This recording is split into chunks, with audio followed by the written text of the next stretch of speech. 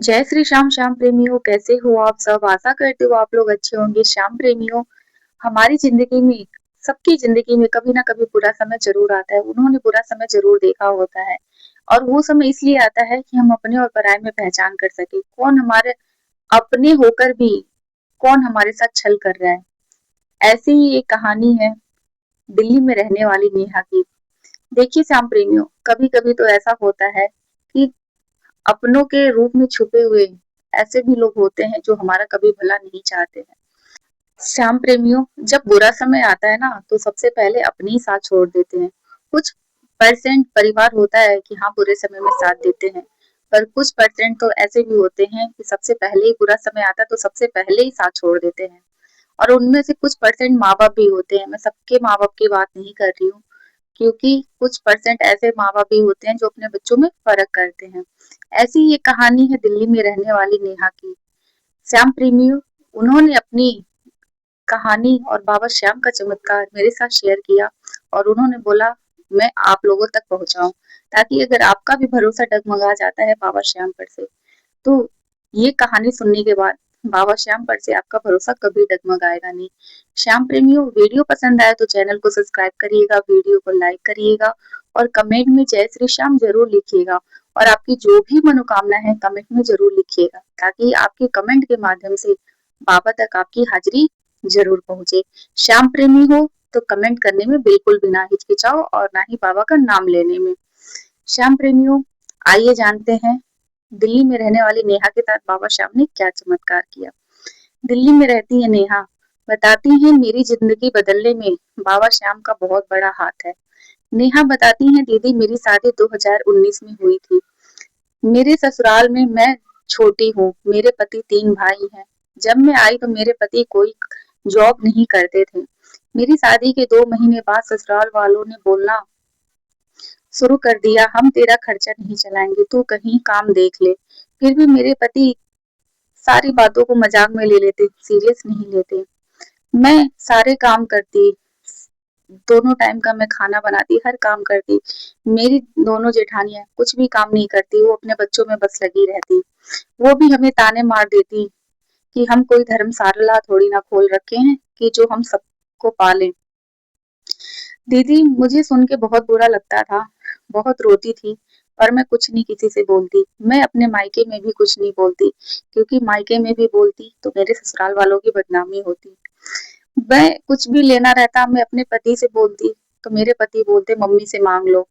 मैं अपनी सास से बोलती कि हाँ मम्मी मुझे ये सामान लेना है, तो वो बोलती कब तक मैं तुम दोनों को पालूंगी, तुम दोनों अपना कुछ देख लो। बस ऐसे ही चलता रहा। फिर एक दिन ऐसा होता है कि मेरे ससुराल वालों से मेरे पति की बहुत ज्यादा बहस हो जाती है।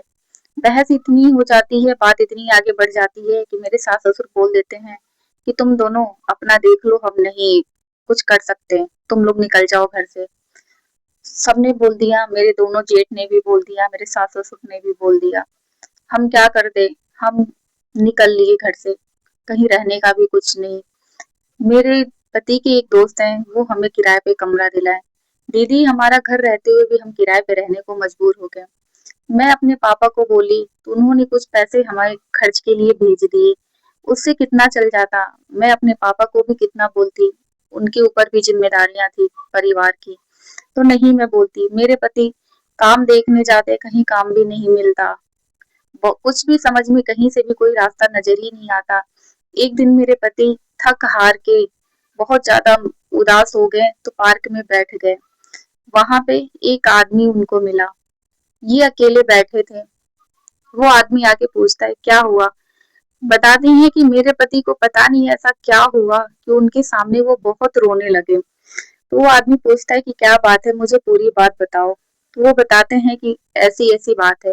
उन्होंने सारी बातें बताई। तो उन आदमी ने बोला कि मेरे पास गाड़ी है, तुम चलाओगे। तो मेरे आदमी बोलते हैं कि ठीक है मैं चलाऊंगा। तो मेरे पति ओला में और उबर ये दोनों चलाते थे। अब समय ऐसे ही बीतता चला गया, कभी काम होता कभी नहीं होता, कभी किराए भर का ही निकल पाता, कभी नहीं निकल पाता हमारे खर्चे के लिए भी। बस ऐसे ही परेशान रहते थे कि गाड़ी का किराया देना है, घर का किराया देना है, घर का खर्चा देना है, कैसे क्या होगा। तो ऐसे ही जब पति बोलते तो वो तो थके हारे रहते, सो जाते, मैं रात को सोचती रहती कैसे क्या होगा, कैसे क्या होगा। बाबा की मैं पूजा करती, बाबा को मानती, पर बाबा भी कोई रास्ता नहीं दे रहे थे। कहते हैं ना, बाबा बहुत परीक्षा लेते हैं, उस परीक्षा में जो पास हो गया उसको बाबा निखार देते हैं। कहती हैं, एक दिन मैंने गुस्से में बाबा के सामने जोत जलाई और मैंने बोला रोते हुए, तुम्हें दुख देने में बहुत मजा आ रहा है ना, दे लो, जितना दुख देना है दे लो, देखती हूँ तुम कितना मुझे दुख देते हो। कहती इतना बोली और फिर दोपहर में मैं ऐसे ही लेटी थी, फोन चला रही थी, तो एक वीडियो आई, 2 मुट्ठी चावल की अर्जी। मैंने वो वीडियो देखी, बस मैं क्या की, तुरंत गई बाजार से सारे सामान लेके आई और शाम को ही मैंने वो अर्जी लगाई। और अगले दिन ही शाम को अर्जी लगा के मैं अपने घर के मंदिर में रख दी, बाबा की तस्वीर के आगे। और अगले दिन ही मैं लेके गई मंदिर में, हमारे पास दिल्ली के पास में ही श्याम बाबा का मंदिर है, मैं वहां पे गई और पुजारी जी को दी अर्जी अपनी और बोली बाबा को कि जैसे तुमने सुदामा के 2 मुट्ठी चावल से उनके दुख दूर किए, वैसे ही अगर आप हो, कलयुग में हो, लोगों की सुनते हो, तो मेरे भी दुख को दूर करो। इतना बोल के मैं चली आई और कहती है, दीदी मुझे अगले दिन से ही मेरे पति का काम भी ठीक ठाक चलने लगा। फिर ऐसे ही 2-4 दिन बाद मेरे पापा का फोन आता है, बोलते हैं, नेहा तुम जब छोटी थी तभी तुम्हारे नाम से कुछ पैसे हमने जमा किया था, वो पैसे पूरे हो गए हैं, टाइम पूरा हो गया है, तुम आ जाओ, पैसे निकालने हैं, तुम अपने पैसे ले जाओ। तो मैं अपने पति को बोलती हूँ, तो मेरे पति बोलते हैं, ठीक है तुम ले आओ पैसे, मैं दूसरों की गाड़ी चला रहा हूँ, तो ऐसा होगा कि हम अपनी गाड़ी ले लेंगे, उस पैसे से हम अपनी चलाएंगे और जो किराया मैं वहां पे देता हूँ वो किराया हमारा बचेगा। हम जाते हैं, वहां से पैसे लेते हैं, उसके हफ्ते दिन बाद ही हम जाते हैं, एक गाड़ी लेकर आते हैं। मेरे पति का अच्छा काम चल रहा है, सब कुछ ठीक ठाक चल रहा है। कहती है, दीदी अर्जी लगाने के 25वें दिन हम गाड़ी लेके आए। दीदी हमारी जिंदगी में बाबा की कृपा से बहुत ही अच्छा सब कुछ चल रहा है, हमारी जिंदगी में कोई कमी नहीं है और हमारा एक 1 साल का बेटा भी है, सब कुछ बहुत ही ठीक ठाक चल रहा है बाबा की कृपा से। बताती हैं दीदी, ये अपनी कहानी अपने चैनल पे जरूर बताना, ताकि जिन लोगों का बाबा पर से भरोसा उठ जाता है ना, वो ये कहानी सुने और बाबा पर अटूट भरोसा रखे।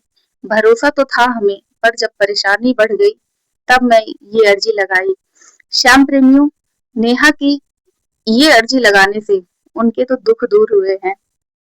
एक बार आप भी इस तरीके से अर्जी लगा के देखना। आपको क्या करना है, आपको एक लाल या पीला कपड़ा लेना है, रुमाल, उसमें 2 मुट्ठी चावल साबुत डालना है और 5 लौंग, 5 इलायची और 3 सुपारी आपको रखना है और अपनी मनोकामना बोल के उसको पोटली बनानी है, कलावे से बांध लेनी है आपको और बाबा के मंदिर में आपको रख देना है।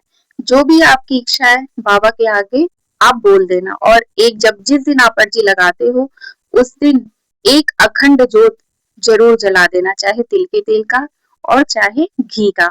आप और जब भी आप श्याम बाबा के मंदिर जाओ तो ये अर्जी आप वहां पे लेके जाओ, वहां पे दे दो पुजारी जी को, ठीक है। और देखिए श्याम प्रेमियों, ये एकादशी वाले दिन आप ये अर्जी मत लगाना, बाकी किसी भी दिन लगा देना। और फागुन का महीना चल रहा है, इस दिन तो आप किसी भी दिन लगा सकते हो, कोई मनाही नहीं है। श्याम प्रेमियों, ये अर्जी आपको लगानी है और बाबा पर आपको अटूट विश्वास रखना है। बाबा आपकी मनोकामना चाहे छोटी हो चाहे बड़ी मनोकामना है, बाबा आपकी मनोकामना जरूर पूरी करेंगे। श्याम प्रेमियों, वीडियो पसंद आई हो तो चैनल को सब्सक्राइब करिएगा, वीडियो को लाइक करिएगा और कमेंट में जय श्री श्याम जरूर लिखिएगा।